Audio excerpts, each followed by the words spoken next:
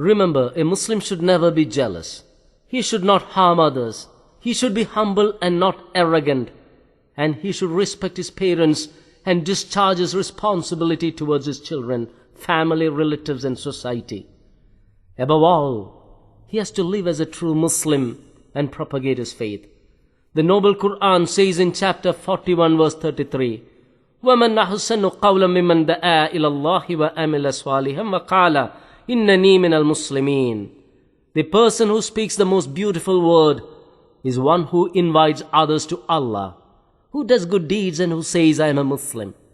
So it's the duty of every Muslim to invite others to Allah.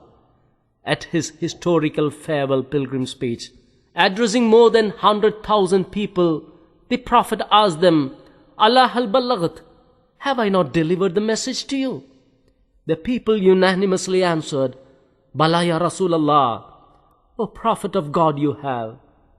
Then the Prophet raised his hands pointing to the sky and said, Allahumma ashhad, Allahumma ashhad, Allahumma ashhad. O Allah, you are a witness. O Allah, you are a witness. O Allah, you are a witness. After this, he commanded to them, فَلْيُبَلِّغَ الشَّاهِدُ وَالْغَائِبُ. Those who are present here should deliver the message of Islam to those who are not present. Those Muslims accepted this command and left Mecca and Medina to far-off places. They preached their faith in those distant and unknown places among strange people and reverted thousands to Islam. They died in those unknown lands and were buried there. Before their death, they also would have raised their hands and said, Allahumma ashhad, Allahumma ashhad, Allahumma ashhad. O Allah, you are a witness. O Allah, you are a witness. O Allah, you are a witness. But what about you and me? When we look back to the days, months and years we have lived, we have come across thousands of non-Muslims.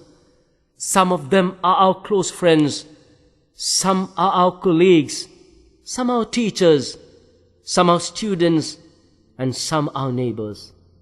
Every day we interact with them. We discuss everything under the sun with them. We talk about politics, philosophy, business, sports, personal matters, etc. But never about Islam.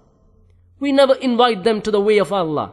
Have you ever thought about the seriousness and the dire consequences of this utter neglect? When our beloved Prophet saw a dead body of a Jew, he wept uncontrollably and said, What will I tell Allah if that Jew points his accusing finger at me and say, Muhammad did not convey the message of Islam? If this was the apprehension of our dear Prophet, think about the fate of you and me. Thousands of non-Muslims will point their accusing fingers at us and will say, we have not done our duty. So live as true Muslims and convey the message of Islam through our life as well as by active propagation. Few years back, friends and myself approached a very rich man at Calicut, seeking donation to start a religious institution.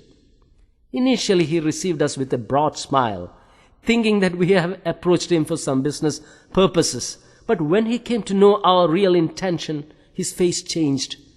Even though it was summer and the temperature was at its peak, he did not switch on air conditioner or fan. With visible irritation on his face, he said, There was a time in my life when I had no job, money and wealth, but plenty of time. During that time, I used to pray and participate in religious activities. Now I am a busy man. I have got many business establishments and I do not have time, money or intention to pray or waste any energy for religion. We were shocked and I could not utter a word. At that moment, one among us asked him, Sir, if anybody had helped you, what will be your attitude towards him? Without any hesitation, he replied, I will show gratitude. Then my friend asked him, Sir, you said there was a time in your life when you had no money, wealth and job.